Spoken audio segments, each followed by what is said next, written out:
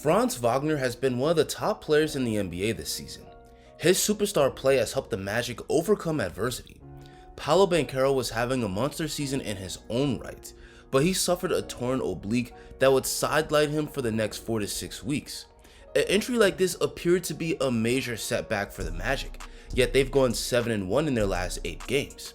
Franz Wagner has led the way, averaging 28 points, 6 rebounds, and 7 assists per game in that time span. He's really stepped up big time in Paolo's absence. But how exactly is Franz putting up this type of production? Let's talk about it. But first, we gotta discuss BetUS.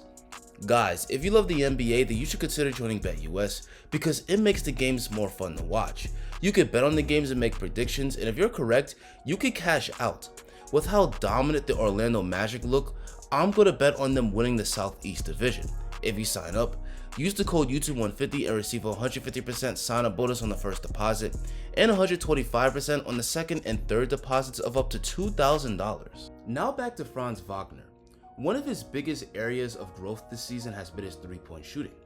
Last season, Franz shot really poorly from deep at just 28%. This was a major weakness in his game. Teams were leaving him wide open and daring him to shoot, knowing the end result would most likely be a brick. But Franz is dedicated to achieving greatness, so he spent much of the past offseason improving his mechanics and practicing his jump shot as much as possible. The hard work is paid off. Now Franz is draining his threes at a high rate. It is not just spot ups, a lot of his threes also come off the bounce. Defenders can't go under screens anymore because now he'll pull up and knock it down without hesitation. He can also create space for threes with moves like the step back.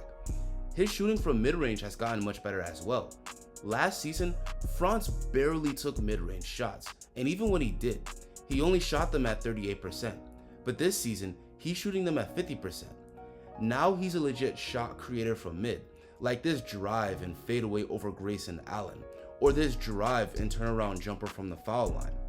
With his improvement in his shooting, we're seeing a completely different version of Franz. Last year, he wasn't a scoring threat outside of the paint, but now he's become a player that's a deadly scorer from all over the court. This is a big reason that his points per game has skyrocketed.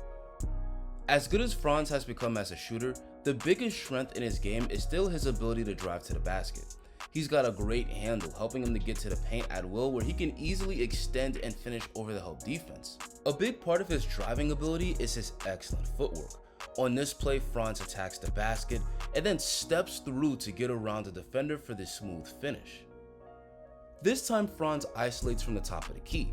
The defender is able to keep him in front, but Franz pivots, turns around, and finishes with the hook shot.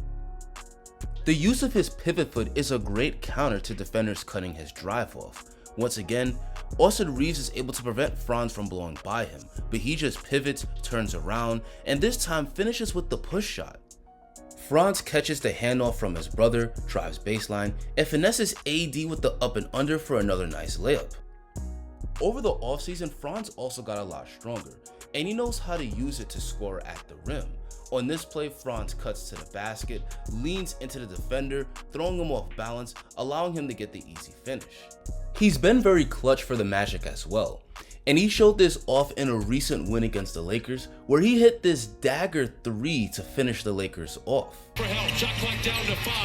He's gonna go for the win. Shot is up, and he got it! Franz Wagner, you are fantastic, Franz! Along with improving as a scorer, Franz has also gotten a lot better as a playmaker. This time, the Magic set a double screen for KCP, and Franz finds him perfectly with this left-handed pass, setting him up for an open layup. Franz and Goga get into some two-man game. The defense has lost focus of Jonathan Isaac, so he cuts to the basket, allowing Franz to set him up for an open dunk. He's also good at recognizing the open shooters. This is some pretty bad defense by Kyle Lowry. He allows Jalen Suggs to get wide open on the wing, so Franz makes the right decision, and with nobody near him, Suggs hits the 3-ball. Some of his dimes also come in transition. Goga Bitadze gets the rebound, feeds it to Franz, and he awards the rim-running big man by setting him up down low, and after several pump fakes, he gets fouled on the shot attempt and sent to the free throw line. A lot of his assists also comes from attacking the basket. This drive forces multiple Suns into the paint, allowing him to set up Jalen Suggs, who knocks down the open 3 from up top. He's also good at playmaking out of the pick and roll.